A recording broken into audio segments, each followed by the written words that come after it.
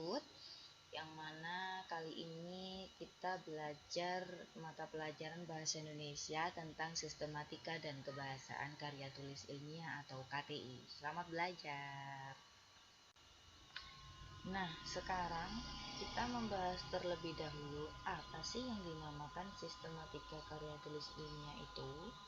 Sistematika karya tulis ilmiah adalah urutan struktur karya ilmiah yang runtut atau tertib sesuai aturan penulisan karya ilmiah. Lalu, bagaimana sistematika karya ilmiah yang runtut dan tertib tersebut? Di sini sudah saya tuliskan sesuai dengan aturan penulisan karya tulis ilmiah yang sistematis ya. Pertama, judul, yang kedua, abstrak, lembar selanjutnya ada lembar persetujuan, lembar selanjutnya lagi kata pengantar, kemudian ada daftar isi, lalu bab 1 pendahuluan. Di bab pendahuluan ada latar belakang masalah, perumusan masalah, tujuan dan manfaat penulisan. Lanjut di bab 2 ada landasan teori. Yang pertama membahas tentang kajian teoritis, selanjutnya membahas tentang kerangka berpikir, lalu metodologi penulisan. Bab 3 di pembahasan ada pembahasan tentang deskripsi kasus, kemudian analisis kasus, lalu selanjutnya bab 4 kesimpulan atau biasanya dilengkapi oleh saran dari penulis. Selanjutnya jangan lupa diberi daftar pustaka. Nah, dari sistematika karya tulis ilmiah yang sudah disebutkan tadi, dari mulai judul sampai daftar pustaka, terbagi menjadi 3 bagian. Yang pertama, bagian pendahuluan.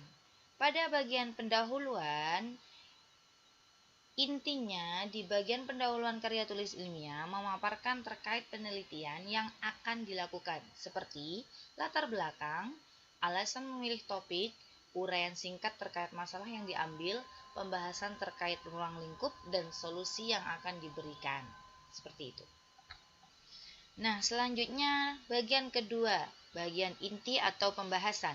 Dalam bagian inti pembahasan karya tulis ilmiah, diuraikan terkait landasan teori yang mendukung penelitian yang akan dilakukan. Pengambilan landasan teori ini bisa dari perkataan para ahli yang melakukan bidang studi yang terkait dengan studi penelitian yang dilakukan.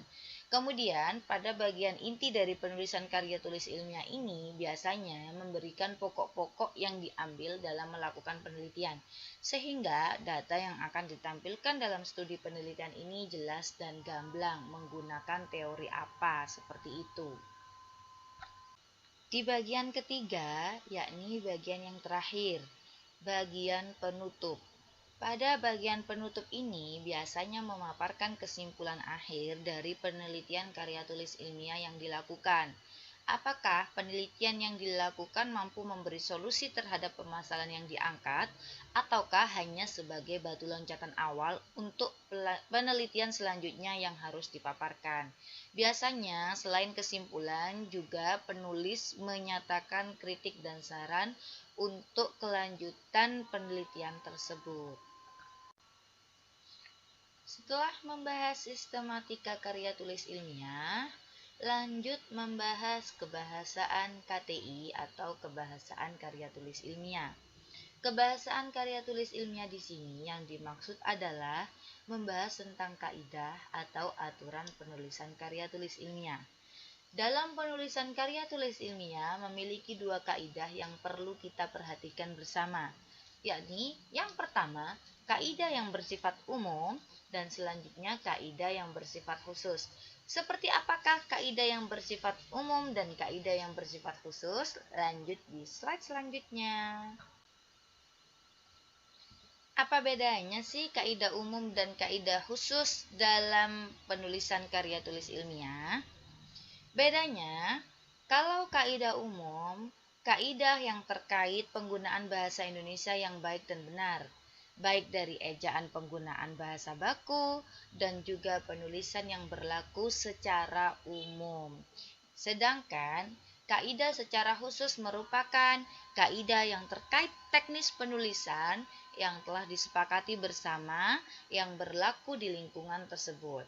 Seperti universitas atau lembaga tertentu yang membuat kaidah penulisan tersendiri.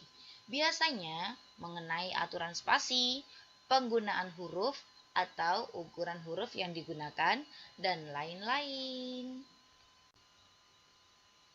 Alhamdulillah, selesailah materi hari ini. Jangan lupa mengerjakan tugas di bawah ini ya. Pertama, rangkumlah seluruh materi pada modul ini.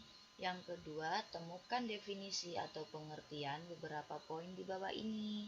Setelah kalian temukan, jangan lupa kalian tulis di buku tulis kalian. Selamat belajar. Terima kasih atas perhatian kalian semuanya. Mohon maaf apabila masih banyak kekurangan ya.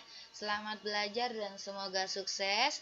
Oh iya, jangan lupa tetap taati aturan protokol kesehatan demi kesehatan dan keselamatan bersama. Assalamualaikum warahmatullahi wabarakatuh.